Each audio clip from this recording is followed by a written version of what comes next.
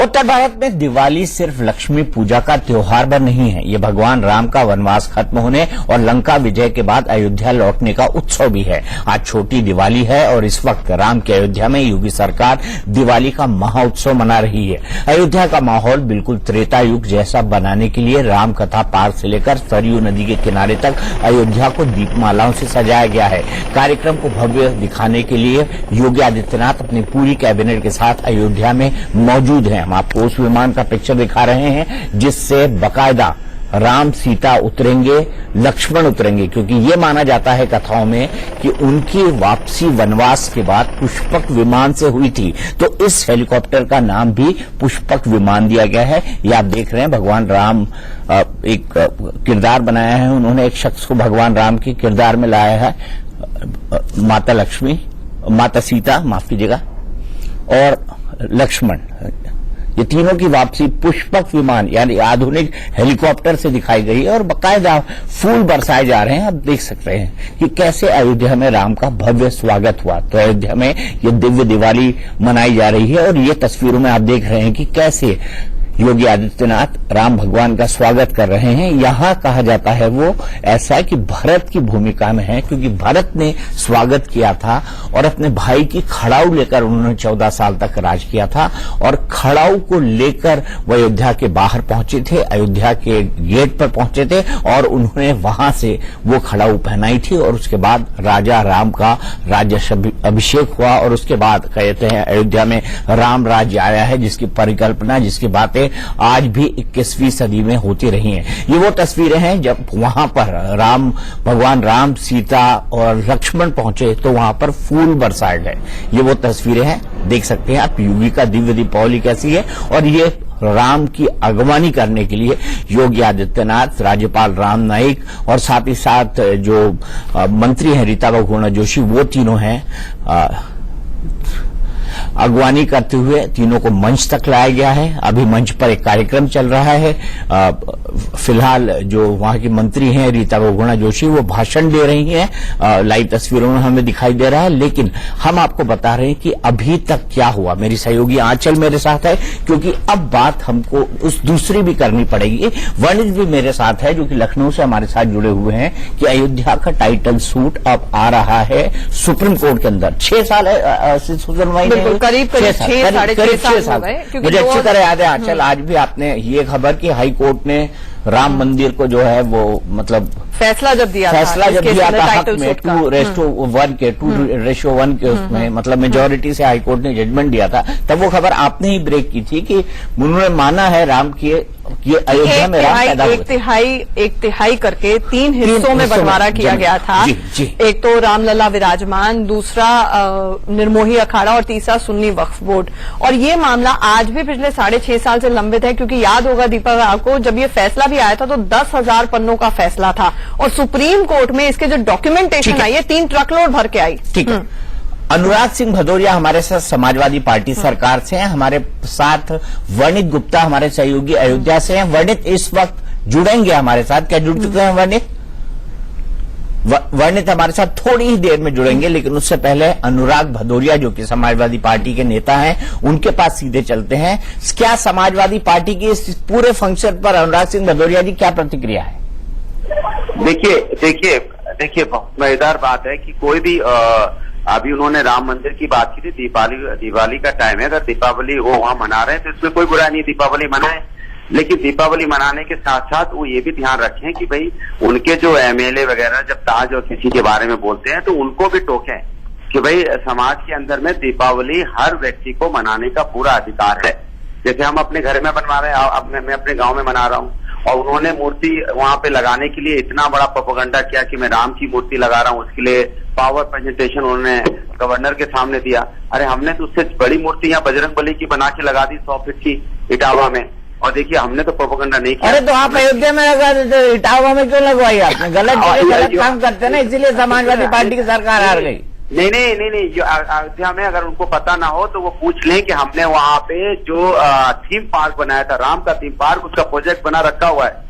रखा ही रहेगा 5 साल। गजब की सरकार थी आपकी, 5 साल में रहेगा क्या प्रोजेक्ट आपके पास? अरे आप देखिए ना, अरे रेखा नहीं रह गया, अभी बनने जा रहा था, तब तक इन्होंने बीच में अभी उसका काम भी शुरू हुआ है, लेकिन ये प्रोपेगेंडा करते हैं। हमने कोई पावर प्रेजेंटेशन गवर्नर को नहीं दिया था थीम पार्क का। अरे मेरे भैया अनुराग सिंह भदौरिया, 5 साल क्या एक पार्क बनाने के लिए, थीम पार्क बनाने के लिए काफी नहीं है। कितनी सरकारें चाहिए आपको एक साथ? अनुराग सिंह भदौरिया जी, कितनी सरकारें चाहिए? ये तो सुन लीजिए ना, हमने उसके साथ अपना यहाँ पे अगर मथुरा चले आइए तो मैंने देखिए क्या डेवलपमेंट किया मथुरा में, पूरा बदल दिया वहाँ पे, हर परिक्रमा से लेके हर चीज हमने डेवलप कर दी। इसीलिए समाजवादी पार्टी मथुरा में बुरी तरीके से हारी। बल्कि दिलचस्प बात यह है दीपक कि राम कथा और हर रोज रामलीला अयोध्या में पिछले इतने साल से होती आ रही थी, जिसको फंड्स की कमी के चलते डिसकंटिन्यू किया गया, वरना Guinness book of world record तक बन जाता यहाँ पर। बिल्कुल Guinness book of world record बन जाता है। और मैं आपको बताऊं कि ये फंड की कमी जो हुई थी अनुराग सिंह भदौरिया जी की सरकार के वक्त ही हुई थी, और फंड कमी इसलिए हुई थी क्योंकि इन्होंने जो पैसा सैंक्शन करना था वो नहीं किया था। अनुराग सिंह भदौरिया जी ये बता दीजिए कि जो वर्ल्ड रिकॉर्ड वाली अयोध्या में रामलीला लगातार चल रही थी, उसको आपकी सरकार ने डिसकंटिन्यू क्यों करवा दिया? ये सब इनकी मनगढ़ंत कहानी है। हम लोगों ने कभी रामलीला डिसकंटिन्यू की है, और इस तरह की धर्म की राजनीति बीजेपी के करने की मानसिकता रहती है, और वो धर्म का काम कम करते हैं, उसमें राजनीति खोजते हैं, कैसे वोट बैंक खोजना है। हमें ये खोजने की जरूरत नहीं है। हम लोगों ने, आप किसी भी धर्मस्थल को देख लिए, चाहे आप बटेश्वर के मंदिर चले जाइए, क्या हमने उस मंदिर को डेवलप किया है वहाँ पे, चाहे आप वहाँ चले जाइए, क्या नाम है, आप मथुरा अभी मैंने आपको बताया, और चाहे आप चले जाइए बनारस। देखिए ये सब बातें, इनको प्रोपेगेंडा करना होता है। हम बेसिकली प्रोपेगेंडा नहीं करते, क्योंकि धर्म अपनी जगह होता है, हम राजनीति करते हैं, राजनीति में धर्म नहीं करते, ये राजनीति में धर्म करते हैं। आप देखिए दिवाली है, अब दिवाली हम मना रहे, अरे मना रहे हैं क्या दिवाली? हम लोग नहीं मना रहे हैं क्या? सब अपने अपने घर में मना तो रहे, भगवान की पूजा कर रहे हैं, बच्चों के साथ हैं, और उसके लिए हम प्रोपेगेंडा करने की जरूरत है कि हम दिवाली नहीं मना रहे? ऐसा किसने बोला? नहीं, आप करते थे ना सर, आप ईद मिलन करते थे, दिवाली मिलन भी करते थे, लेकिन ईद मिलन करते थे, आप सफाई महोत्सव करते थे। नहीं, हाँ तो दिवाली मिलन नहीं, आप तो सफाई महोत्सव करते थे भाई। अच्छा बिल्कुल, अरे तो उसमें समाजवाद का नजारा जहाँ पे सनी लियोनी डांस करती है। देखिए वहाँ पे नहीं, सनी लियोन डांस नहीं करती, उसमें गलत कह रहे हैं आप। सनी लियोन ने कभी डांस नहीं किया। ये सब देखिए, ये प्रोपेगेंडा मत फैलाइए। वहाँ पे IGCL होता था, इंडियन ग्रामीण क्रिकेट लीग होता था, कुश्ती होती थी, इसके बारे में तो बात नहीं करते। बैडमिंटन प्रोग्राम होता था, नहीं बात होती है। अरे तो बॉलीवुड के 50 सितारे स्पेशल प्लेन से क्यों बुलवाए जाते थे अनुराग सिंह भदौरिया जी? अरे मेरी बात भी सुन लीजिए, जो सितारे अमिताभ बच्चन क्यों नाचते थे? पग घुंघरू बांध मीरा नाची। अरे तो अमिताभ बच्चन तो इसके भारतीय जनता पार्टी का भी ऐड कर रहे हैं, तो क्यों ऐड कर रहे हैं? मना कर दे वो भी, उसके लिए बीजेपी क्यों ऐड करवाती है उनसे? भाई आप कोई भी कल्चरल प्रोग्राम करते हैं, जबकि उनके यहाँ पे, हमारे यहाँ पे पूरा गांव के लोग देखते हैं, कोई शहर के अंदर नहीं होता है, गांव के बीच होता है, गांव के लोगों के लिए होता है। कोई हम जाके वहाँ दिल्ली, बॉम्बे में, लखनऊ में नहीं करवा रहे थे। गाँव है, गाँव में हमने अनुराग सिंह भदौरिया जी, अनुराग सिंह भदौरिया जी, काश बोल रहा हूँ, काश आपको, मैं आपको काश बोल रहा हूँ, काश आप पूरे उत्तर प्रदेश को सफाई बना देते, काश आप पूरे उत्तर प्रदेश की सफाई बना देते। अरे बनाया है, आने वाला दिन बताएगा। भारतीय जनता पार्टी को आने तो थोड़े दिन के लिए बहकाया है ना हमने, जो डेवलप किया। जिस दिन भारतीय जनता पार्टी उतना डेवलप कर लेगी तो मैं आपकी बात को भारतीय जनता पार्टी को जवाब दे दूंगा, और उनके सामने बोलूंगा मैं हार गया। अरे अभी तो इन्होंने बहका के लिया है ना, कितने दिन तक चलेगा ऐसा? भाई डेवलपमेंट का काम दिखाए ना। ये खाली सुबह से लेकर शाम तक राम का नाम बेच रहे हैं, भगवान को बेच। चलिए ठीक है, मैं आपके पास आऊंगा। वर्णित मेरे साथ जुड़ गए हैं, वर्णित मेरे साथ जुड़े हुए हैं। वर्णित के पास मैं 1 मिनट में चलूंगा, लेकिन उससे पहले मैं चक्रपाणी महाराज के साथ पास चलता हूं। चक्रपाणी महाराज जी, हिंदू महासभा भी एक पार्टी है, क्या आपको लगता है कि सुप्रीम कोर्ट को इस मामले में सुनवाई करके डिसीजन जल्द पूरा करना चाहिए? बिल्कुल दीपक जी, हम लोग शुरू से ये श्री राम जन्मभूमि का केस देख रहे हैं। सुप्रीम कोर्ट में अपील नंबर 2636 है, और कई बार प्रयास किया गया, सरकार से बात किया गया कि फास्ट ट्रैक कोर्ट बनाया जाए, और जल्दी उसका निर्णय हुआ, लेकिन दुर्भाग्य कि नहीं अभी तक निर्णय आया। लेकिन जल्द से जल्द हम चाहते हैं कि या तो सुप्रीम कोर्ट से निर्णय आए, या तो कानून बना करके वहाँ पे भव्य श्री राम मंदिर का निर्माण हो, लेकिन इससे राजनीतिकरण नहीं होना चाहिए। तो जल्द से जल्द भगवान श्री राम मंदिर का निर्माण वहाँ होना चाहिए। चलिए चक्रवाणी जी, बहुत बहुत शुक्रिया हमारे साथ जुड़ने का। वर्णित हमारे साथ जुड़े हुए हैं। वर्णित, इतना बड़ा ग्रैंड गाला प्रोग्राम किया है, इसको एक मतलब दिवाली वाकई अपने आप में एक बहुत बड़ा इवेंट है, हमारे आस्था का, हमारे भावनाओं का, हमारे विश्वास का, हमारे प्रतीकों का, बुराई पर अच्छाई की विजय की जीत का एक महाजश्न है। उसको इस बार यूपी सरकार इस अंदाज में मना रही है। आपको इसके पीछे क्या कारण नजर आते हैं, क्यों मना रही है सरकार? यहाँ पर संतों का दर्शन। देखिए, इसमें सरकार ने अपनी जो राय है वो पहले स्पष्ट कर दी है। सरकार का कहना है कि अयोध्या का इतने सालों में इतनी सरकारें आई, इतनी सरकारें गई, लेकिन सभी सरकारों ने अयोध्या को अनदेखा किया है। अयोध्या में कोई काम नहीं हुआ, अयोध्या में कोई डेवलपमेंट नहीं हुआ है। इवन यहां तक दीपक जी, मैंने कल एक स्टोरी भी फाइल की है। उस स्टोरी में हमने बताया कि जो सवारी है वो रोड पे खड़ी रहती है, एक सरकारी बस स्टैंड तक नहीं है अयोध्या में। अब योगी सरकार एक बस स्टैंड बनाएगी अयोध्या में, जिससे कि जो यात्री हैं वो आसानी से अब अयोध्या से ही बस लेके अलग अलग जगह पे जा सकते हैं और सीधे जो है अयोध्या भी आ सकते हैं, क्योंकि अब बस स्टैंड अयोध्या के अंदर होगा। पहले बाईपास पे ही बस जो थी वो छोड़ के चली जाती थी। इसके अलावा यहाँ पे देखिए ग्रैंड गाला इवेंट जो योगी आदित्यनाथ जी की तरफ से यहाँ पे एक तरीके से कहा जाए उन्होंने ऑर्गेनाइज करवाया, उनकी सरकार ने ऑर्गेनाइज करवाया है। एक भव्य आरती की तैयारी है। आखिरी चरण पे यहाँ पे जो तैयारियां वो चल रही है। सब यहाँ पे इस वक्त मुख्यमंत्री योगी आदित्यनाथ का इंतजार कर रहे हैं। अयोध्या वासियों से हमने बातचीत की, उनका कहना है कि उन्होंने आज तक कभी भी इस तरीके की दीपावली नहीं मनाई है और कहीं ना कहीं वो भी अब इस दीपावली से अपने आप को कनेक्ट कर पा रहे हैं और वो भी मान रहे हैं कि इससे जरूर टूरिज्म जो है वो अयोध्या में बढ़ेगा, क्योंकि ये जो इतना बड़ा पर्व है इसको इतने धूमधाम से मनाया जा रहा है। देश विदेश में भी लोग इसे देख रहे हैं और कहीं ना कहीं ये एक मैसेज देगा कि अयोध्या जहां से दीपावली की शुरुआत हुई है वो एक बार अपनी खोई हुई विरासत को फिर से पा चुका है और फिर से उसे रिटेन करने की कोशिश कर रहा है। दीपक जी। ठीक है वर्णित, इसमें मैं एक पर्सपेक्टिव और जोड़ना चाहूंगा, क्योंकि अयोध्या के इस पूरे आंदोलन को मैंने शुरुआत से कवर किया है। एक पत्रकार के तौर पर मैं ये कहना चाहूंगा कि अयोध्या हमेशा से बीजेपी के टॉप मोस्ट एजेंडा पर रहा है। पार्टी का जो सफर था, जो राजनीतिक सफर था, जिसके बाद राम रथ यात्रा हुई आडवाणी जी की और राम रथ लेकर निकले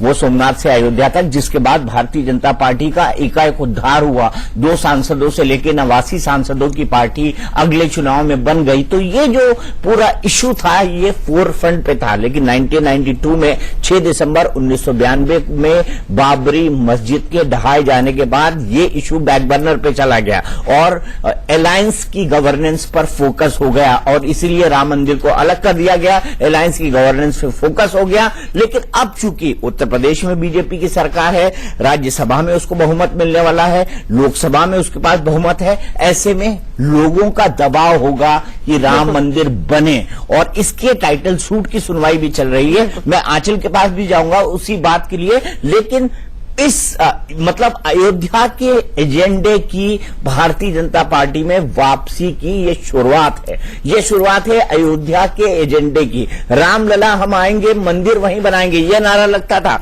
लेकिन उसके बाद कांग्रेसी ये चिल्लाने लगे रामलला हम आएंगे, मंदिर वहीं बनाएंगे, लेकिन तारीख नहीं बताएंगे। कांग्रेस ये भी आरोप लगाने लगी थी कि आपने रामलला को टेंट में बिठा दिया है, आप तो कहते थे भव्य मंदिर बनाएंगे। तो मेरे ख्याल से क्या एजेंडा पूरा करने का वक्त आ गया। मैं आपसे खुद एक चीज और पॉइंट आउट करना चाहूंगा कि बहुत सालों बाद मुझे दिखाई दे रहा है कि एक सरकारी आयोजन के अंदर महंत नृत्य गोपाल दास, जो कि श्री राम जन्मभूमि न्यास, जो अंततः मंदिर बनाएगा, क्योंकि वही उसी के पास लीगल अथॉरिटी है मंदिर बनाने की, जो अभी तक कोर्ट केस चल रहा है निर्मोही अखाड़ा से और बाकी रामलला विराजमान से, उसमें वो एक पार्टी है। तो उन अध्यक्ष के तौर पर वो आज बाकायदा मौजूद थे मंच के ऊपर। तो ये भी अपने आप में संकेत दे रहा है कि किस तेजी से राम लला के एजेंडे की वापसी हुई है। मैं आपसे ये पूछना चाह रही थी कि अब तक बार बार जब आपने कहा कि नारों की बात हुई तो कांग्रेस ने शुरू में ही घेरना शुरू कर दिया कि आप तारीख नहीं बताते हैं कि कब मंदिर बनाएंगे, और बीजेपी की सरकार बनने के बाद, खासतौर से योगी सरकार बनने के बाद ये सवाल और मुखर तरीके से उठने लगे। तो सरकार का अब ये कहना साफ है कि देखिए ये मामला सब जुडिस है, कोर्ट में हम ज्यादा कुछ कर नहीं सकते। ये जो आयोजन किया जा रहा है, ये जितने दायरे में रहकर सरकार हाथ पैर मार सकती है और उसको भव्य बना सकती है, उतना करने की कोशिश है। ठीक है, मुझे लग रहा है कि ऐसा है, ऐसा दिखाया जा रहा है। ये अयोध्या के वापसी का दिन है आज, अयोध्या के एजेंडे की वापसी का भारतीय जनता पार्टी में दिन है। और बहुत सोच समझ के ये दीपावली मनाई जा रही है। इसके पीछे कई पॉलिटिकल सिग्नल्स हैं, इसके पीछे कई संकेत हैं, इसके पीछे हिंदुत्व की राजनीति है, इसके पीछे योगी की हिंदुवादी नेता होने की छवि है, इसके पीछे बीजेपी की सिंगल लार्जेस्ट पार्टी होने का, आरएसएस का थीम है, विश्व हिंदू परिषद की मांग है, साधु संतों की मांग है। तो एक साथ भारतीय जनता पार्टी ने कई लोगों को साधने की कोशिश की है और भारत में राम हमेशा से एक इमोशनल मुद्दा रहा है, मर्यादा पुरुषोत्तम रहे हैं भारत के लिए। हर आदमी, यहां तक कि महात्मा गांधी राम राज्य की बात करता था। वो कहते हैं कि भारत में अंततः राम राज्य आए और राम राज्य को एक आदर्श राज्य माना जाता है और उसी की जगह या फिर भारत के तौर पर योगी आदित्यनाथ का जाना हो, ये अपने आप में एक गढ़ा गया है, लेकिन बहुत अच्छी तरह गढ़ा गया है और प्रतीकात्मक रूप से दीपावली को बहुत अच्छी तरह समझाता है। वर्णित हमारे साथ है। वर्णित, आप मुझे बताइए, हमने इतनी लंबी बातचीत कर ली, आपको क्या लगा ग्राउंड पर पहुंच के? क्या वाकई ये अयोध्या मुद्दे की वापसी है भारतीय जनता पार्टी के मेन एजेंडा में? तो जहां तक जी, जाहिर तौर पे दीपक जी, जिस तरीके से एक इमोशनली जो अयोध्या की जनता को जिस तरीके से बीजेपी ने जोड़ा है या कहा जाए उत्तर प्रदेश की सरकार ने जोड़ा है, कहीं ना कहीं इसको अयोध्या के मुद्दे से या कहा जाए रामलला के मुद्दे से फिर से जोड़ के देखा जा सकता है। क्योंकि अगर हम देखें, सिलसिलेवार तरीके से बयान आने चालू हुए, जो अयोध्या में जो राम मंदिर बनाने के लिए पत्थर थे वो भी आना चालू हो गए। अगर सीक्वेंस को जोड़ा जाएगा, सारी डॉट्स को कनेक्ट किया जाए, तो कहीं ना कहीं लग रहा है कि इमोशनली कनेक्ट हो गए हैं सब लोग। इसके अलावा जो राम स्टैचू की बात की जा रही है, 100 फीट का श्री राम का एक स्टैचू, इसके ऊपर भी जो अयोध्या वासी उनकी बड़ी अच्छी प्रतिक्रिया रही है, वो कहीं ना कहीं इसके लिए सपोर्ट कर रहे हैं। क्योंकि अयोध्या वासी मानते हैं कि ये राम जन्मभूमि है अयोध्या, तो यहाँ पे इस तरीके की प्रतिमा जरूर होनी चाहिए और कहीं ना कहीं ये एक बूस्ट देगा बीजेपी को 2019 के चुनाव में और एक अच्छा कहा जाए कि एक कड़ी टक्कर मिलेगी अन्य पार्टियों को। क्योंकि अब बीजेपी रामलला को एक बार फिर से अच्छे से यूटिलाइज कर रहा है और जैसे हमेशा से करता है, इस बार भी कुछ वैसे ही यूटिलाइज करता हुआ दिखाई दे रहा है। ठीक है पंडित, मुझे ब्रेक पर जाना है, लेकिन उससे पहले मैं एक और नए शख्स को आपके साथ जोड़ूंगा। त्रिलोकी जी हैं, ये रामलला विराजमान। दरअसल जब केस चला था तो रामलला विराजमान भी एक पार्टी बने थे, क्योंकि लोग ये मानते हैं कि रामलला वहां विराजमान है और रामलला उस जो जिसके बारे में कहा जाता था विवादित ढांचा या जिसे मस्जिद कहा जाता था, वहां पर बकायदा उनका एक छोटा सा मंदिर था और बकायदा रामलला की प्रतिमा वहां पे प्रकट हुई थी 1949 में, ऐसा कहा जाता है। त्रिलोकी जी हमारे साथ रामलला विराजमान की तरफ से पक्षकार हैं, वो हमारे साथ फोन पर जुड़े हुए हैं। त्रिलोकी राम जी, ये क्या एक संकेत है, ये क्या एक संदेश है योगी सरकार का, या आपको लगता है कि मंदिर बनाने का काम ये वाकई में पूरा करेंगे?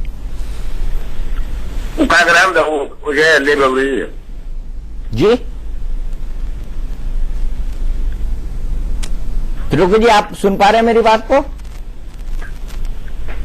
मुझे लगता है त्रिलोकी जी सुन नहीं पा रहे हैं मुझे, लेकिन आजकल हम ब्रेक पर जाएं उससे पहले मैं आपसे एक बात जानना चाहता हूं। सुब्रमण्यम स्वामी जो वकील भी हैं और मेरे ख्याल से अब पक्षकार भी बन गए हैं, वो उन्होंने एप्लीकेशन डाली है कि सुना जाए, उनका राइट टू वर्शिप सुना जाए, उनका भी राइट टू वर्शिप है। उनका ये कहना है कि अगली दीपावली तक अयोध्या में राम मंदिर बन जाएगा और उसकी उन्होंने बाकायदा शेड्यूलिंग भी बताई है कि ऐसे ऐसे बनेगा। क्या वो संभव है? क्या तकनीकी तौर पर, कानूनी तौर पर ऐसा हो सकता है? तर्क के लिए सुब्रमण्यम स्वामी बहुत वरिष्ठ वकील हैं, वो प्रिडिक्ट कर सकते हैं कि कोर्ट में क्या होगा, लेकिन मैं वो रिस्क नहीं ले सकती हूं दीपक। लेकिन ये जरूर कहूंगी कि देखिए, जो बड़ी दिलचस्प बात अब सुनने में आई और जो पिछली सुनवाई में इस मामले में हुई वो ये कि 2010 में फैसला आया टाइटल सूट का, जिसमें एक तिहाई डिवाइड करने के लिए कहा गया और उसी के बाद स्टेटस को हो गया, स्टे लगा दिया गया कि इस मामले की सुप्रीम कोर्ट में सुनवाई होगी। अब पिछले 6-6.5 साल से ये मामला लंबित था। सुब्रमण्यम स्वामी अचानक से कोर्ट में पहुंचे, उन्होंने कहा कि देखिए आप जल्द से जल्द इस मामले की सुनवाई करिए, जिस पर जस्टिस कहर ने, आपको याद हो चीफ जस्टिस साहब थे, उन्होंने मध्यस्थता तक का बयान दे दिया था कि मैं मध्यस्थता करने के लिए तैयार हूं, हम जिस तरीके से भी इसमें हेल्प की जा सकती है करने के लिए तैयार हैं। लेकिन कुल मिला के अब जब पिछली सुनवाई हुई पहली बार ऐसा देखने को मिला। देखिए टाइटल सूट है, टाइटल सूट मतलब जो पार्टीज इन्वॉल्व हैं सिर्फ वही सुनी जाएंगी।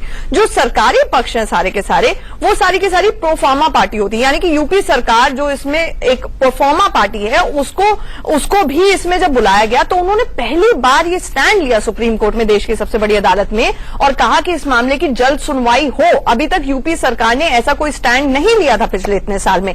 तो एक तो ये बड़ा बदलाव आया है, इसे योगी आदित्यनाथ की छाप माना जा सकता है, केंद्र में मोदी सरकार की भी छाप माना जा सकता है। दूसरी बात ये कि दिसंबर 5 से इस मामले में सुप्रीम कोर्ट में सुनवाई शुरू होने जा रही है। बहुत सारे दस्तावेज हैं, 10,000 पन्नों का तो फैसला ही था 2010 का, उसके बाद पर्शियन में है, अरेबिक में है, ये सारे जो पेपर्स हैं उनको ट्रांसलेट करना होगा, इसलिए करीब 40,000 पन्ने हैं, दस्तावेज हैं। अभी सभी पक्षों को यह कहा गया है कि आप इसको ट्रांसलेट करें ताकि सुनवाई शुरू की जा सके, यानी एक लॉन्ग ड्रॉन प्रोसेस है। मुझे नहीं लगता कि कोर्ट भी ये इंप्रेशन देना चाहेगा कि वो बहुत हड़बड़ी में मामले की सुनवाई कर रहा है।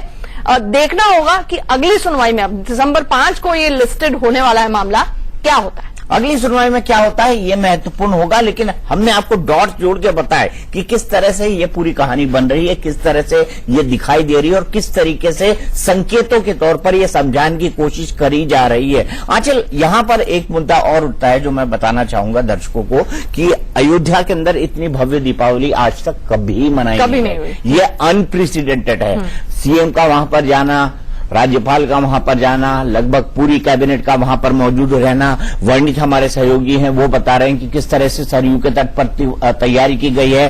पहले भगवान राम को पुष्पक विमान यानी हेलीकॉप्टर से लाया गया, वो भी प्रतीकात्मक था। भगवान राम प्रतीकात्मक और माता सीता और भगवान लक्ष्मण को प्रतीकात्मक बताया गया। फिर भरत के तौर पर उन्होंने अगवानी की योगी आदित्यनाथ ने। इन सब चीजों के बीच जो महत्वपूर्ण मैसेज देने की कोशिश की जा रही है, ये देखिए बाकायदा उनके जो सेवक हैं, उनके जो रिश्तेदार हैं, वो उनके पांव छू रहे हैं और बाकायदा सभी के रोल में सब हैं। और ये भरत के तौर पर राम भगवान का स्वागत कर रहे हैं योगी आदित्यनाथ। इस पिक्चर के अपने आप में कई मायने हैं और इस पिक्चर के मायने हम आपको समझाएंगे, इसके पीछे की राजनीति और कानूनी पहलू भी बताएंगे। लेकिन एक ब्रेक है।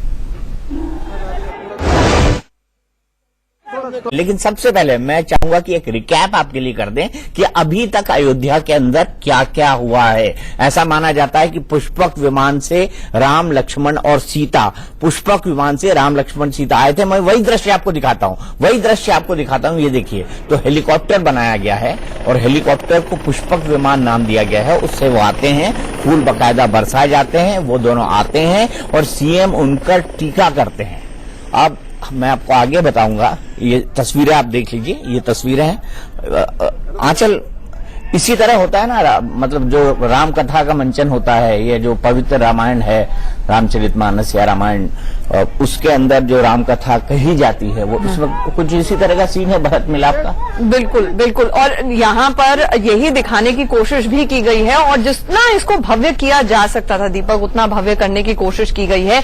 इसके लिए भी कि हेलीकॉप्टर के जरिए ही आएंगे। देखिए बड़ा सिंपल था कि वहां पर ही राम सीता का जो किरदार भी निभाएंगे, जो जैसे ही अनावरण शुरू होगा वो कर सकते थे, लेकिन इसके बावजूद एक पुष्पक नुमा हेलीकॉप्टर दिखाया गया कि वो हेलीकॉप्टर है। नहीं, नाम कुछ भी दे दो, मतलब मैंने तो पहले पढ़ा था, हालांकि मुझे दिख नहीं रहा है कि उस पर शायद पंख वंख भी लगाए जाएंगे और दिखाने की कोशिश होगी। मुझे हेलीकॉप्टर पंख उड़ जाते सिविल एविएशन रूल्स का रेगुलेशन किया। लेकिन आगे हम बात करते हैं। पौराणिक मान्यता है कि भगवान राम का स्वागत करने के लिए सभी देवी देवता अयोध्या आ गए थे। इस लिहाज से भी अयोध्या की गलियों का माहौल त्रेता युग वाली दिवाली जैसा ही है। कोई भगवान शिव के वेश में है तो कोई नंदी बना है तो कोई मां काली। आपको ले चलते हैं सीधे अयोध्या और दिखाते हैं राम सीता लक्ष्मण के आने से पहले वहां कैसा उत्साह दिखा था। राम की स्तुति के साथ अयोध्या की दिव्य और यहाँ पे जितने भी रामलीला के किरदार हैं, वो अहम किरदार इस वक्त हमारे साथ यहाँ पे मौजूद हैं। इन सभी किरदारों ने यहाँ पे पूरे अपना गेटअप जो है वो ले लिया है और आप यहाँ पे देखिए इनके एक्सप्रेशंस। और यहाँ पे जो राक्षस कुल के जो लोग हैं वो भी यहाँ पे मौजूद हैं और ये लंकेश की सेना के कुछ यहाँ पे आप देख रहे हैं जो उनके सैनिक हैं वो यहाँ पे मौजूद हैं। काली माता के रूप में यहाँ पे जो कलाकार है वो मौजूद हैं। पीछे भोलेनाथ आपको दिखाई दे रहे हैं अपने त्रिशूल के साथ यहाँ पे मौजूद है यहाँ पे। और ये सभी कलाकार जो है आज जो 11 यहाँ से एक झांकी निकलेंगी, उन झांकियों में ये रहेंगे। एक यात्रा यहाँ से निकाली जाएगी, शोभा यात्रा। उस शोभा यात्रा में ये सारे कलाकार जो है वो शिरकत करेंगे। आप देखिए यहाँ पे कितना भव्य आयोजन यहाँ पे किया गया। आइए यहाँ पे बात करते हैं इन कलाकारों से और इनसे पूछते हैं कितना तैयारी की है इन लोगों ने और क्या इनको कहना है। आपका नाम क्या है? वैसे मेरा नाम अकरम है, मैं राजस्थान का रहने वाला हूँ जी। इस टाइम ग्रुप लेके हम लोग आए हुए हैं। बड़ा ही मजा जब से सुना कि अयोध्या में कार्यक्रम है तो हम इस तैयारी में जुटे और इस तैयारी को साकार करके आज हम आपके सामने खड़े हुए हैं। कौन सा किरदार निभा रहे हैं? भगवान श्री कृष्ण का किरदार निभाने की कोशिश कर रहा हूँ। अगर हो जाए तो बड़ी कृपा होगी राधे राधे की। और सब लेकिन जिस तरीके से अयोध्या में इस बार इतना भव्य तरीके से रामलीला का मंचन होगा और जिस तरीके से आप सब लोग आए हैं, तैयारी बहुत ज्यादा की गई है। क्या कहना चाहेंगे आप राज्य सरकार के इस इनिशिएटिव के ऊपर? मैं तो ये कहना चाहूंगा कि ये जो सरकार ने जो ये काम किया है ये बहुत ही अच्छा किया है, क्योंकि कलाकार को रोजगार मिला, इससे कलाकार आए, इससे संस्कृति लुप्त जो कला हो रही है इसको बढ़ावा मिल रहा है। बढ़ावा मिल रहा है। आप कौन सा किरदार निभा रहे हैं? वैसे मैं अंदाजा लगा सकता हूँ, हाथ में गदा है और जय श्री राम के एक तरीके से यहाँ पे एक गूंज जो है वो सुनाई देनी चाहिए। जय श्री राम। आप तो बजरंगबली का किरदार निभा रहे हैं? हाँ जी। क्या नाम है आपका? मेरा नाम मनीष है। कहाँ से आए हैं? हम राजस्थान से आए। कितनी तैयारी की है आपने इस आज के दिन के लिए? बहुत ही तैयारी करी है। हम यहाँ पर अयोध्या में आए हैं, इसके लिए हमने बहुत ही तैयारी करी। हमारा पूरा ग्रुप आया, 10 आदमियों का ग्रुप। हमें बहुत अच्छा लगा। सबसे पहले हमको बात करनी होगी यहाँ पे राम लक्ष्मण का जो किरदार निभा रहे हैं। आइए आप लोग आगे आ जाइए 2 मिनट के लिए। नाम क्या है आपके? मेरा नाम अमित है। आपका? मेरा नाम रवि है। राम कौन है, लक्ष्मण कौन है? श्री राम आप बने हैं। हाँ जी। तो आप यहाँ पे मौजूद हैं, इस इतने भव्य तरीके से आज यहाँ पे पूरा कार्यक्रम रखा गया है। दशहरा जब होता है तब तो हम लोग देखते हैं कि रामलीला होती है, अब दीपावली के वक्त भी रामलीला इतने भव्य तरीके से यहाँ पे होगी, उसका मंचन होगा। क्या कहना चाहेंगे? ये मैं कहना चाहूंगा कि भगवान श्री राम 14 वर्ष के बाद अयोध्या आए थे, तब ये दिवाली शुरू हुई थी, तो इसी उपलक्ष्य में ये त्योहार मनाया जा रहा है। तो हमें भी बड़ा खुशी मजा आ रहा है कि हमें भी बुलाने का मौका मिला, हम भी आए और हमने भी हमारा प्रोग्राम दिखाया। हम भी प्रदेश के हमारे आदरणीय राज्यपाल आदरणीय रामनाथ जी, मंच पर उपस्थित पूज्य संतचरण राम जन्मभूमि न्यास के अध्यक्ष पूज्य महंत नरेंद्र प्रसाद दास जी महाराज, जगतगुरु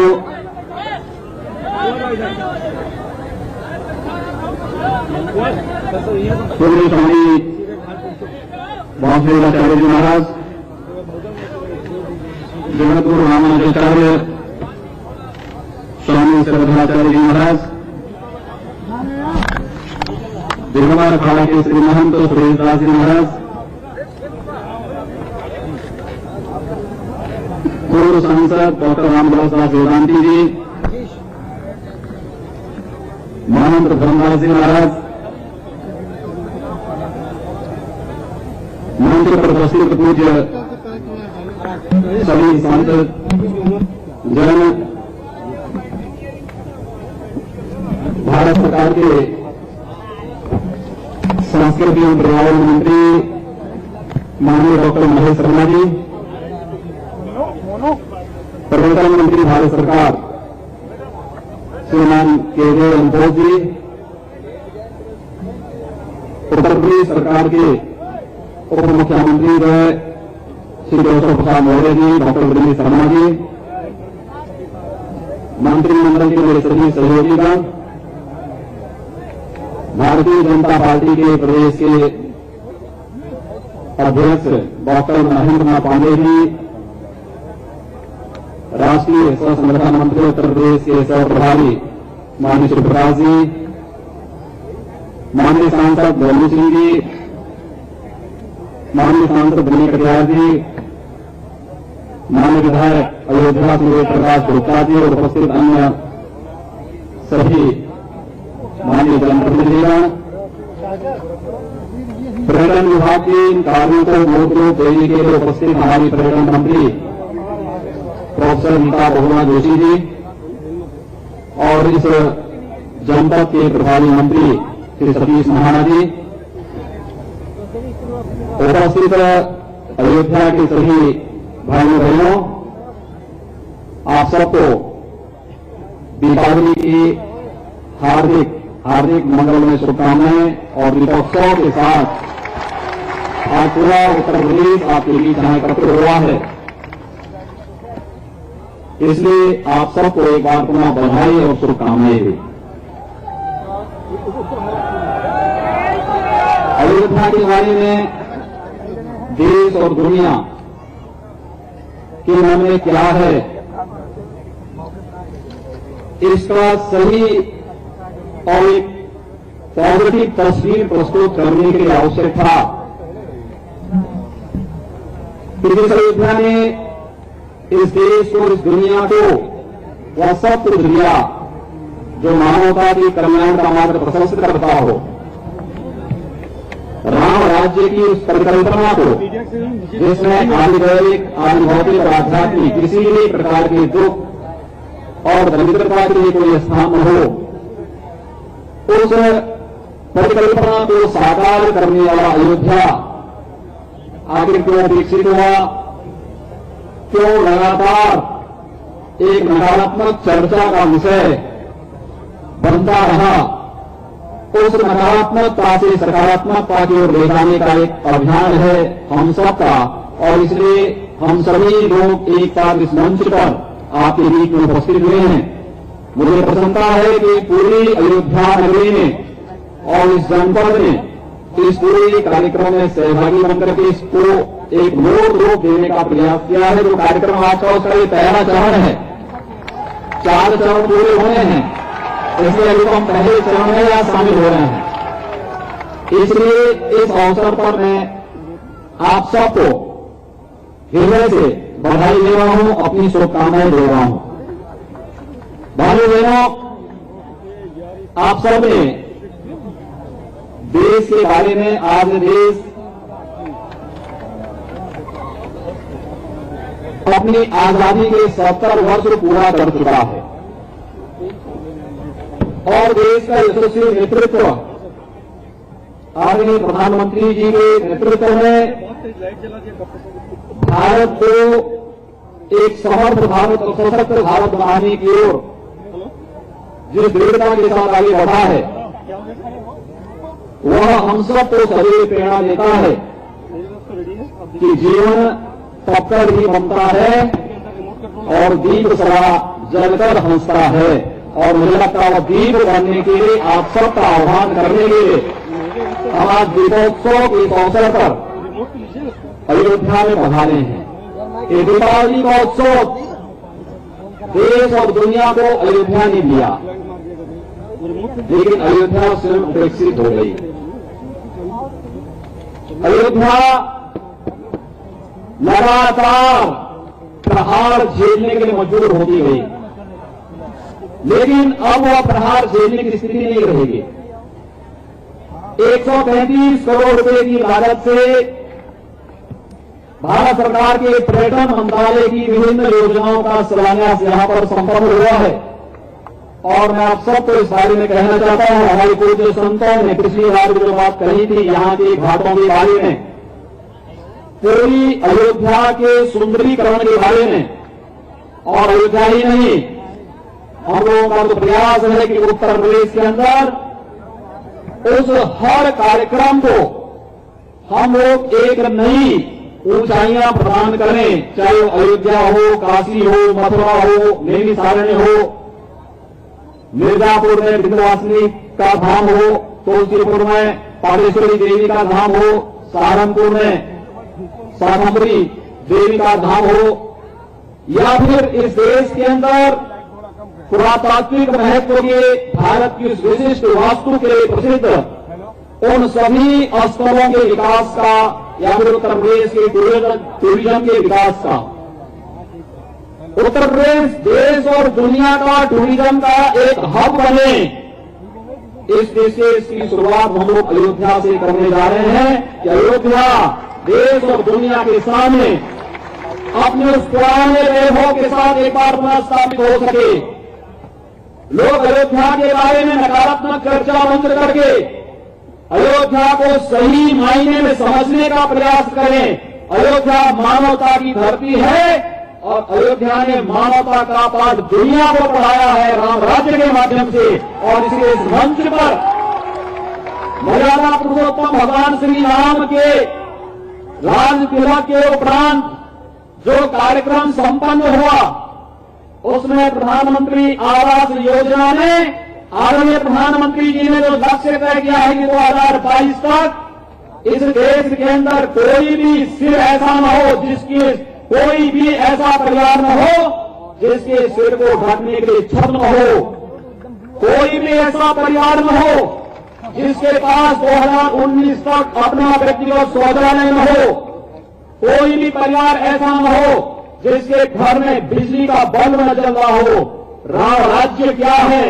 यही राम राज्य है जिसके पास अपना घर हो, जिसके पास अपना रोजगार हो, जिसके घर में कभी आजादी के 70 वर्षों तक बिजली नहीं चली, उस गरीब के घर में जब बिजली निःशुल्क कनेक्शन का आदरणीय प्रधानमंत्री जी के माध्यम से चलता है उसके लिए वही राम राज्य है। जिस गरीब के घर में कभी रसोई गैस का चूल्हा नहीं जला है, वह गरीब जब अपने घर में रसोई गैस का चूल्हा जलाता है तो उसके वही राम राज्य है। उसके जीवन में जो उसने सोचा नहीं, उस सोच को साकार रूप प्रदान करने के लिए जो भी अभियान चल रहे हैं यह मानवता के कल्याण को लेकर के चल रहे हैं। और इसलिए हम लोगों ने कहा कि अयोध्या उपेक्षित नहीं होगी। अयोध्या के विकास के लिए और प्रदेश के हर उस क्षेत्र में जो पर्यटन को बढ़ावा देने में सहायक होगा, उत्तर प्रदेश सरकार भारत सरकार के सानिध्य में, भारत सरकार के सहयोग से उन सभी योजनाओं को मूर्त रूप देने का कार्य करेगी। अभी इस कार्यक्रम के बाद सरयू जी की आरती होगी। हम नदियों की आरती क्यों कर रहे हैं? आरती का हमारे यहां महत्व क्या है? शिवो भूत्वा शिवम यजेत, यानी हम भी जिसकी पूजा कर रहे हैं उसके रूप बने, नदियों की पूजा करेंगे, नदी संस्कृति को बचाएंगे, उसको प्रदूषण से हम मुक्त करने में सहायक हो पाएंगे। और सरयू जी की तो अपना महात्म्य है, कितनी पवित्रता है। इन नदी संस्कृतियों को बचाने के लिए उत्तर प्रदेश सरकार ने, हमारी सरकार ने सरयू जी की आरती का शुभारंभ सरयू जी के तट पर प्रारंभ किया। हम लोगों ने यहाँ के घाटों के सुंदरीकरण के साथ साथ जो भी चिंता है कि बहुत सारे घाट ऐसे हैं जहां पर सरयू जी की धारा नहीं आ रही है, लेकिन हम वहां भी सरयू जी की धारा को लाने के पूरे कार्यक्रम के साथ अपनी योजना को आगे बढ़ा रहे हैं। और उन योजनाओं को मूर्त रूप देने की दृष्टि से आज का ये कार्यक्रम उत्तर प्रदेश का ये मंत्रिमंडल आज आपके बीच यहां पर उपस्थित हुआ है। भाइयों बहनों, अगर सचमुच हमें अपने जीवन में और अपनी आने वाली पीढ़ी के भविष्य के जीवन में खुशहाली लानी है तो हमें विकास का पथ अपनाना पड़ेगा, अपनी विरासत का सम्मान करना पड़ेगा, अपने पूर्वजों और अपने महापुरुषों के प्रति सम्मान का भाव व्यक्त करना पड़ेगा। और इसीलिए बार बार प्रधानमंत्री जी इस बात को कहते हैं कि विकास एक माध्यम है समाज के अंतिम पायदान पर बैठे हुए व्यक्ति को जोड़ने का। उस तक हम विकास करेंगे वो समाज और राष्ट्र की मुख्य धारा से जुड़ेगा, और समाज और राष्ट्र की मुख्य धारा से जुड़ने के बाद विकास की अपार संभावनाओं को आगे बढ़ाएगा। हम पर्यटन की दृष्टि से उत्तर प्रदेश को बढ़ाने के लिए इसलिए कर रहे हैं, हमारा जो नौजवान यहां पर नारे लगा रहा है, यहां पर नारे लगा रहा है, तालियां बजा रहा है, आखिर नारे और ताली कब तक? आखिर एक समय के बाद उसको रोजगार चाहिए, उसको नौकरी चाहिए, उसके सम्मान और उसको जीवन चाहिए, और उसके सम्मान के साथ जीवन अपना यापन कर सके। इस दृष्टि से उस प्रकार का माहौल बनाने की जिम्मेदारी सरकारों की है। उत्तर प्रदेश सरकार आपकी इस जिम्मेदारी को स्वीकार करने के लिए आज आपके द्वार पर आई है, आपके पास आई है, और इसीलिए आपको आज से हजारों वर्ष पहले त्रेता युग की उन स्मृतियों के साथ जोड़ने का प्रयास कर रही है। जब 14 वर्षों के बाद मर्यादा पुरुषोत्तम भगवान श्री राम का अयोध्या आगमन हुआ होगा, अयोध्या का उस समय का क्या दृश्य रहा होगा। अयोध्या ने देश और दुनिया को दीपावली तो दी, लेकिन सदैव आशंका की नजरों से अयोध्या को देखा जाता रहा। क्यों? ये आशंकाएं बंद हो, अयोध्या के नाम पर लगने वाले प्रश्न चिन्ह बंद हो, अयोध्या को उसकी पहचान मिले, अयोध्या को उसका सम्मान मिले और अयोध्या वासियों को देश और दुनिया में मानवता के कल्याण के लिए जिस राम राज्य की परिकल्पना को साकार करने के लिए अभियान यहां से चला था, वे साकार होता हुआ दिखाई दे। इस वजह से आज हम सब यहां पर उपस्थित हुए हैं। मैं आभारी हूं अपने पूज्य संतों का। एक साथ सभी पूज्य संतजन यहां पर इस मंच पर उपस्थित हुए हैं। संभवतः पहली बार ऐसे देखने को मिला है कि सारे संत एक साथ मंच पर उपस्थित होकर के इस पूरे कार्यक्रम को, अयोध्या की इस पूरी अद्भुत दीपोत्सव के कार्यक्रम में सहभागी बनने जा रहे हैं। और हमारे अभिभावक के रूप में प्रदेश के श्री राज्यपाल आदरणीय श्री राम नाईक जी ने सहजता के साथ इस कार्यक्रम में अपनी उपस्थिति के माध्यम से इस पूरे कार्यक्रम को एक नई भव्यता और एक नई दिव्यता प्रदान की है। मैं सचमुच आभारी हूं अपने पूज्य संतों का, अपने आदरणीय राज्यपाल महोदय का और आप सभी अयोध्या वासियों का कि आज पूरी दुनिया देखना चाहती है और इसलिए हमारी सरकार ने अयोध्या को नगर निगम के रूप में भी मान्यता दी है। याद रखना, अयोध्या नगर निगम की जितनी आबादी है उतने दीप आज अयोध्या में जलेंगे। यहां से घाटों पर सरयू जी की आरती के तत्काल बाद जो कार्यक्रम भव्यता के साथ होने जा रहा है, वह दीपोत्सव का कार्यक्रम बड़ी दिव्यता के साथ पूरा देश और पूरी दुनिया देखना चाहती है। और उस दृश्य से हम लोग यहां पर आपके बीच आए हैं। आप अयोध्या में हैं, लेकिन आप जानकारी आपको रखना चाहिए, भगवान राम की जिस लीला को यहां पर आप मंचन करते हैं, तुलसीदास जी ने जिस रामलीला की शुरुआत प्रारंभ की थी, ये रामलीला केवल यहीं तक सीमित नहीं है। ये रामलीला थाईलैंड में भी होती है, ये रामलीला इंडोनेशिया में भी होती है, ये रामलीला श्रीलंका में भी होती है। दुनिया के कई देश ऐसे हैं, लगभग 1 दर्जन देश हैं जहां पर राम की इस लीला के माध्यम से लोग प्रेरणा और प्रकाश प्राप्त करते हैं। और इसीलिए आज हम लोगों ने उन देशों की कुछ रामलीलाओं को भी यहां आमंत्रित किया है। मैं पूज्य संतों के चरणों में एक अनुरोध जरूर करूंगा कि अगले वर्ष से रामायण मेले का कार्यक्रम अगर इसी आयोजन के साथ जोड़ दिया जाए और एक साथ दुनिया की सभी रामलीलाओं का मंचन अलग अलग दिन हम लोग करना प्रारंभ करें, तो फिर मर्यादा पुरुषोत्तम भगवान श्री राम और अयोध्या के बारे में जो प्रश्न उठते हैं, ये प्रश्न उठने बंद हो जाएंगे।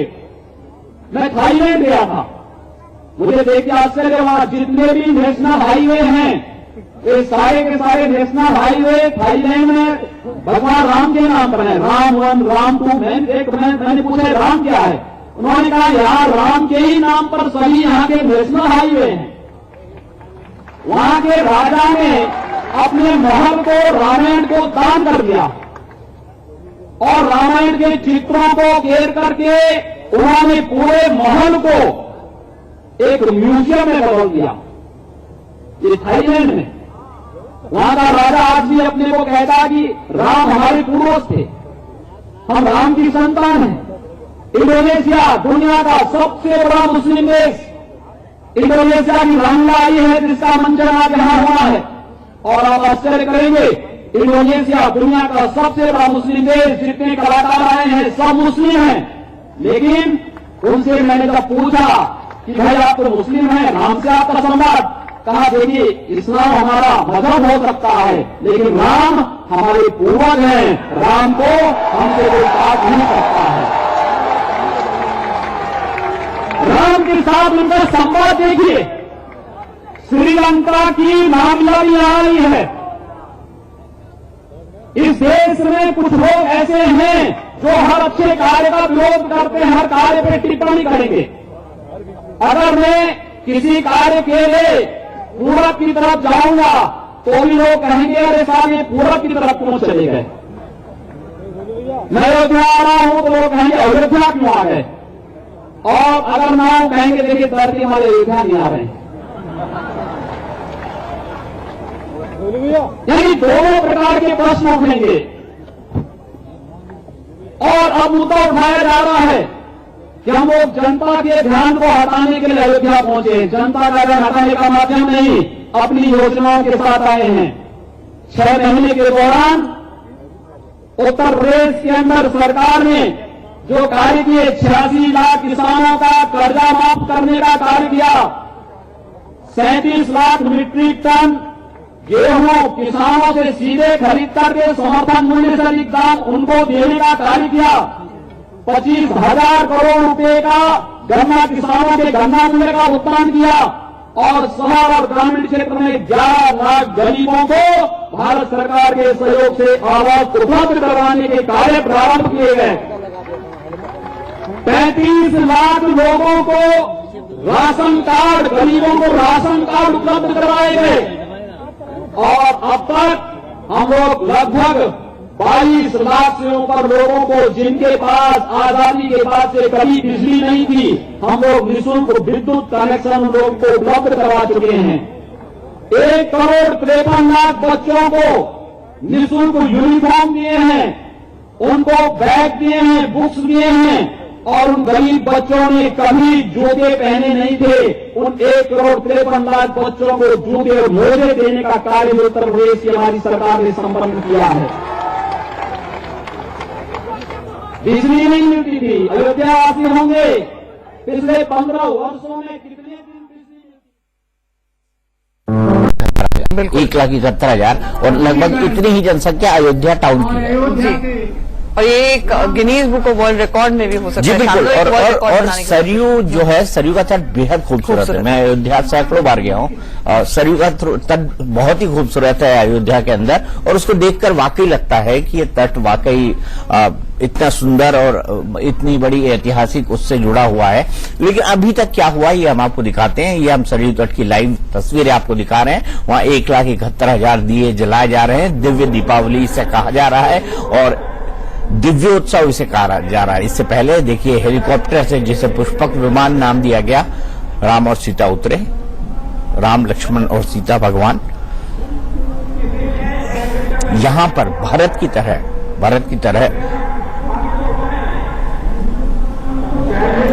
बाकायदा स्वागत किया, फूल बरसाए गए। ये देखिए फूल बरसाए गए।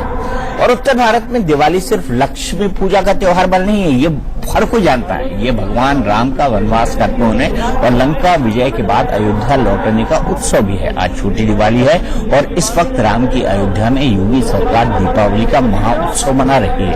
अयोध्या का माहौल बिल्कुल त्रेता युग जैसा बनाने के लिए राम कथा पार्क से लेकर सरयू नदी के किनारे तक अयोध्या को दीपमालाओं से सजाया गया है।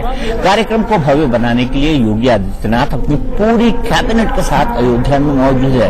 यहाँ तक कि 2 केंद्रीय मंत्री महेश शर्मा जो कि संस्कृति के केंद्रीय मंत्री हैं, और दूसरे केंद्रीय मंत्री केजे अल्फोंस जो कि टूरिज्म के केंद्रीय मंत्री हैं, उन दोनों को भी विशेष तौर पर बुलाया गया। साथ ही साथ राज्यपाल, महामहिम राज्यपाल राम नाईक भी वहां पर मौजूद है। और अभी लेजर का बहुत ही खूबसूरत आयोजन होगा। तो ये सीधी तस्वीर आप देख रहे हैं, ये सरयू तट की तस्वीरें हैं। 1,71,000 कुल दीपक जलाए जा रहे हैं। आपको हम बता दें कि ये पूरा का पूरा ये और साथ ही साथ योगी आदित्यनाथ ने राम राज्य की नई परिभाषा दी है। आचल आप बताइए कि वो परिभाषा पर आपको क्या लगता है? क्या वाकई घर में लाइट आ जाना और वाकई वो ये इस राम राज्य और किसको क्या कहेंगे? तो महात्मा गांधी ने भी इसी तरह की परिकल्पना दी थी। तो एक तरह से उसको परिभाषा दी गई है। और साथ ही साथ मैं आपसे ये जानना चाहूंगी दीपक कि एक जगह पर आते आते योगी आदित्यनाथ ने करीब 20 से 25 मिनट का भाषण दिया। उन्होंने कहा कि अब ये आशंकाएं बंद हो, ये सवाल बंद हो, नकारात्मक सोच बंद हो। तो ये जो कहा गया, ये खास तौर से किस परिप्रेक्ष्य में कहा? ये इस परिप्रेक्ष्य में कहा गया कि अयोध्या का नाम एक विवाद के तौर पर लिया जाता है। अयोध्या में राम मंदिर मतलब विवादित जन्मभूमि, जिसका टाइटल सूट आज भी चल रहा है। रामलला विराजमान एक पक्ष है, निर्मोही अखाड़ा एक पक्ष है, और सुन्नी वक्फ बोर्ड एक पक्ष है। माना यह जाता है कि बाबर ने वहां पर राम मंदिर था, उसको गिराकर बाबरी मस्जिद बनाई, और 1949 में एकाएक भगवान प्रकट हो गए। तो 1947 से पहले का ये चला आ रहा है, और उसके बाद ये कैरी ओवर हुआ है। इस देश में सबसे बड़ा राजनीतिक आंदोलन, जिसको मंडल कमंडल की राजनीति कहा गया, वो लालकृष्ण आडवाणी से सोमनाथ से अयोध्या तक की रथ यात्रा का पूरा किया। और तब ऐसा लगा कि शायद सभी जाति और धर्म को जोड़कर, क्योंकि राम एक आइडियल एग्जाम्पल है। सबसे ज्यादा अयोध्या की उपेक्षा होती रही, और वहां पर जो ग्रास रूट लेवल पे डेवलपमेंट विकास होना चाहिए वो नहीं हुआ। उसी बात को लेकर गए हैं। हालांकि बीजेपी की सरकारें भी रही, उनकी मजबूरी ये थी कि वो एजेंडा ऑफ अलायंस पे चल रही थी। उनका एजेंडा ऑफ गवर्नेंस जो है वो टोटल अलायंस पे था, और उनके पहले ही लोगों ने बोल दिया था कि अयोध्या को आप किनारे पर रखो। लेकिन अगर चाहती तो वो सरकारें भी अयोध्या में राम कथा पार्क बना सकती थी। कुछ लोगों ने बनाया। वाजपेयी जी ने बातचीत को फेल होने के बाद एक मास्टर प्लान भी बनाया था पूरे अयोध्या को डेवलप करने के लिए। मेरे ख्याल से अब उसको कैरी फॉरवर्ड किया जा रहा है। अब ये सिंबोलिज्म के दिन है। देखिए, मुझे किसी ने एक बात कही थी, पब्लिक परसेप्शन मैटर्स, और परसेप्शन ये है तो सबसे ज्यादा पब्लिक परसेप्शन, और राजनीति में पब्लिक परसेप्शन होता है। और पब्लिक परसेप्शन आज कल इसे देखिए, ये खूबसूरत दृश्य दीपावली, जिसे प्रकाश पर्व कहा जाता है, मेरा नाम ही दीपक है। बिल्कुल बिल्कुल। और हालांकि मेरे तले अंधेरा है, यही कहा जाता है कि दीपक तले अंधेरा। ये एक आयरनी वो मुहावरा किसी और कॉन्टेक्स्ट में, आप अभी ये नहीं कह सकते दीपक। लेकिन मैं आपको ये बता रहा हूं कि 1,71,000 खूबसूरत दीपक इस वक्त जल रहे हैं सरयू के तट पर, जो कि वर्ल्ड रिकॉर्ड बनने वाला है। और थोड़ी देर में वो लेजर लाइट का भी शो शुरू होने वाला है, जिसके लिए खास तौर से मैं रिकैप कर रही हूँ लोगों के लिए, कि जिसके लिए खास तौर से थाईलैंड, इंडोनेशिया और श्रीलंका से भी बहुत सारे कलाकार वहां पर मौजूद हैं। और यहाँ की गंगा जमुनी तहजीब यही है कि अभी वर्णित ने भी जब बात की थी तो मेरे ख्याल से कृष्ण का किरदार किसी से बात की थी तो वो अकरम शख्स निकला। ये बहुत अकरम शख्स निकला, और बाकायदा सरकार ने उनको बुलाया है। हाँ। अकरम के पूरे ग्रुप को राजस्थान से बुलाया गया है रामलीला का मंचन करने के लिए। और ऐसे कई सारी रामलीलाएं मेरे गांव में होती है, हमारे गांव में होती है, जहां पर मुस्लिम लोग बाकायदा रामलीला के अंदर किरदार करते हैं, राम लक्ष्मण या सीता बनते हैं। पहले तो लड़कियां बनती नहीं थी, लड़के ही लड़कियों के कपड़े पहन के माँ सीता का रोल किया करते थे। और उसमें कई सारे हमारे मुस्लिम भाई बहन भी होते हैं। लेकिन नकारात्मक सोच अयोध्या को लेकर क्या थी? लोगों ने इसको सेक्युलरिज्म और कम्युनलिज्म, सांप्रदायिकता के बीच में डिवाइड कर दिया था, बांट दिया था, क्योंकि राजनीतिक कंफर्ट लोगों का उसमें था। तो उसी नकारात्मक सोच की बात करें, और मेरे ख्याल से उसी ऑडियंस को एड्रेस करने के लिए योगी को बेसिकली यहां पर लाया गया है। राम राज्य की परिभाषा ये कि गुड गवर्नेंस हो, राम राज्य की परिभाषा ये कि वहां पर घरों में टॉयलेट बने, राम राज्य की परिभाषा ये कि सबको छत मिले, हाईवेज मिले, सबको सिविक एम्यूनिटीज मिले, पानी मिले, बिजली मिले, ये सब चीजें। तो इसी बात को वो परिभाषित कर रहे हैं, और उनकी परिभाषा अगर इंटरप्रिटेशन के हिसाब से देखी जाए तो गलत नहीं है। और अभी भी अयोध्या का नाम नजारा है। मुझे लग रहा है ये एनसीसी कैडेट्स हैं जो कि बिल्कुल जनभागीदारी है। और बाकायदा एक कॉलेज के लोगों को टास्क दिया हुआ है कि 1,71,000 दिए जलाएं। हमारे सहयोगी वर्णित गुप्ता हमारे साथ जुड़ गए हैं। वर्णित जो है वो कल से इस पूरे के पूरे इवेंट को कवर कर रहे हैं। त्रेता युग में वो हमें झलक दिखा रहे हैं कि अयोध्या में किस तरह से हुआ होगा। और मेरे साथ हिंदू महासभा के चक्रपाणी महाराज है। वर्णित, एक बेहद महत्वपूर्ण बात योगी आदित्यनाथ ने कही कि अयोध्या के बारे में नकारात्मक सोच बंद हो। क्या ये नकारात्मक सोच कुछ राजनीतिज्ञों के दिमाग में है? क्योंकि समाज का बहुमत तो ये चाहता है कि अयोध्या के अंदर अयोध्या राम की नगरी है, और इस परसेप्शन से इस देश को तो कोई, देश में तो इस परसेप्शन से कोई नहीं टिक सकता। लेकिन नकारात्मक सोच की बात आखिर योगी आदित्यनाथ ने करी क्यों? कुछ समय ऐसा निकालो, प्रेम कर लो राम से। यह जो जिंदगी है, यह जो जीवन है, वह निश्चित ही। वर्णित तक आवाज नहीं पहुंच रही है। वर्णित, क्या आप मेरी आवाज सुन पा रहे हैं? माया जाल से भरा हुआ है, दीपक जी बहुत धीमे धीमे आवाज आ रही, कुछ सुनाई नहीं दे रहा है। अच्छा चलिए मैं बेसिक सवालों में नहीं जाता। आप सरयू के तट पर मौजूद हैं, मुझे ये बताइए कि सरयू के तट पर कैसा नजारा है? आपको अपनी आंखों से क्या दिख रहा है? हमें बेहद भव्य दिख रहा है, लेकिन हमारे पास कैमरे की लिमिटेशन है। आप पूरे सरयू तट को देख पा रहे होंगे। और माया रहे पकड़े। जी हाँ, मैं इस वक्त पूरे सरयू तट को देख पा रहा हूँ और यहाँ पे आप देखिए, अब यहाँ पे जो लाइटिंग है वो शुरू कर दी गई है और अब आपको ये असली लुक यहाँ पे दिखाई दे रहा है। दिन में जितना सुंदर लग रहा था, शाम को अब उतना ही भव्य लग रहा है। जिस तरीके से यहाँ पे फूलों से पूरे जो घाट है उसको सजा दिया गया है। यहाँ पे सारे जो पंडित हैं जो कि अभी यहाँ पे आरती करेंगे, ये सभी लोग अभी यहाँ पे मुख्यमंत्री योगी आदित्यनाथ का इंतजार कर रहे हैं। वहीं अगर हम अपने बाईं ओर चले तो बाईं ओर भी यहाँ पे सैकड़ों और हजारों की तादाद में यहाँ पे जो लोग हैं वो खड़े हुए हैं। इसके अलावा सामने ब्रिज बना हुआ है, इस ब्रिज के ऊपर भी करीब सैकड़ों लोग खड़े हुए हैं और ये सभी लोग सिर्फ एक बार मुख्यमंत्री योगी आदित्यनाथ को देखना चाहते हैं, जिन्होंने उनके शहर में इतना भव्य आयोजन करवाया है। अयोध्या को एक बार फिर से इतना भव्य बनाने की कोशिश की गई, इतना विशाल दिखाने की कोशिश की गई है। तो कहीं ना कहीं इस चीज को देखते हुए यहाँ पे सभी लोग वेट कर रहे हैं कि जो भी गणमान्य जो यहाँ पे अतिथि हैं वो सब यहाँ पहुंचे, उन सब का ये यहाँ के जो अयोध्या वासी हैं वो अभिनंदन कर पाए, उनके लिए तालियां बजा पाए। उन्हें वो खुद देखना चाहते हैं, क्योंकि आज तक अयोध्या वासियों ने इतनी भव्य दीपावली नहीं देखी है, इतनी दिव्य दीपावली नहीं देखी है और वो चाहते हैं कि यहाँ पे मुख्यमंत्री योगी आदित्यनाथ आए और ये सभी लोग उनका आभार प्रकट करें कि इतना उन्होंने भव्य तरीके से यहाँ पे दीपावली मनाया। फिलहाल इस वक्त यहाँ पे हम देख रहे हैं कि जो लोग हैं वो यहाँ पे इंतजार कर रहे हैं। हमको धीमे धीमे यहाँ पे दीपक भी दिखाई दे रहे हैं, जो दीपदान है वो हो रहे हैं। दूर से हमको कुछ दीपक यहाँ नदी में आगे नदी के प्रवाह के साथ साथ आगे बढ़ते हुए दिखाई दे रहे हैं और फिलहाल ये नजारा जो है वो देखने लायक है, बहुत ही अद्भुत, बहुत ही जिस तरीके से त्रेता युग से जोड़ने की बात कही गई थी, शायद कुछ इसी तरीके का त्रेता युग में लगता होगा, जब ऐसे ही जो दीपक है वो नदी में तैरते हुए आगे बढ़ते हैं और यहाँ पे जिस तरीके से इतनी भव्य आरती हो रही, शायद कुछ इसी तरीके से त्रेता युग में भी आरती होती होगी। कुछ इसी चीज को दर्शाते हुए योगी आदित्यनाथ ने एक भव्य दिव्य दिवाली का आयोजन किया है अयोध्या में। बनाने के लिए,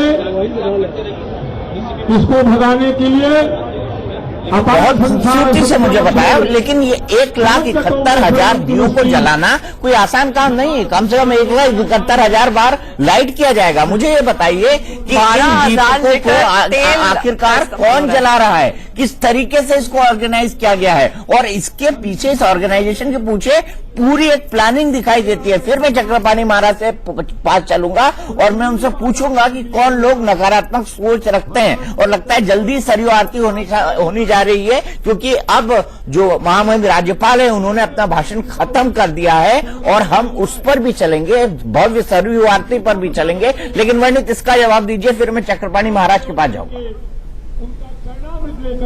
देखिए यहाँ पे एक सीक्वेंस के तहत यहाँ जो दिए हैं उनको सजाया गया है घाट पे। 1 स्क्वायर फीट के अंदर जितने दिए आते हैं वो पहले से गिन लिए गए हैं, उसके बाद बस खाली स्क्वायर फीट गिने जाएंगे।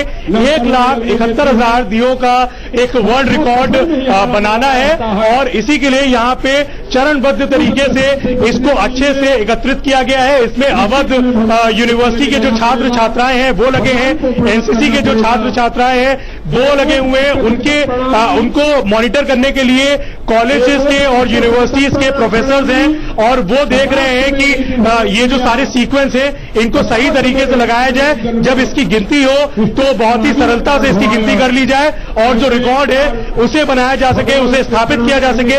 1,71,000 का रिकॉर्ड बनाना है और अगले साल इन्हीं छात्रों ने बोला है कि वो अगले साल इस रिकॉर्ड को भी ध्वस्त करेंगे। फिलहाल अभी हम लोग सब वेट कर रहे हैं कि ये 1,71,000 दियों का जो एक रिकॉर्ड बनाना है, कीर्तिमान स्थापित करना है, वो अच्छे से स्थापित हो जाए। फिलहाल हम देख सकते हैं दूसरी ओर यहाँ पे जो राम, लक्ष्मण और सीता हैं वो इस वक्त यहाँ पे सरयू तट पे यहाँ पे पधार चुके हैं और यहाँ पे हमारे पीछे जो है पूरा पुलिस बल जो है वो इनको घेर के खड़ा हुआ है। फिलहाल ये सभी लोग ठीक है, वर्णित मैं आपको रोकूंगा।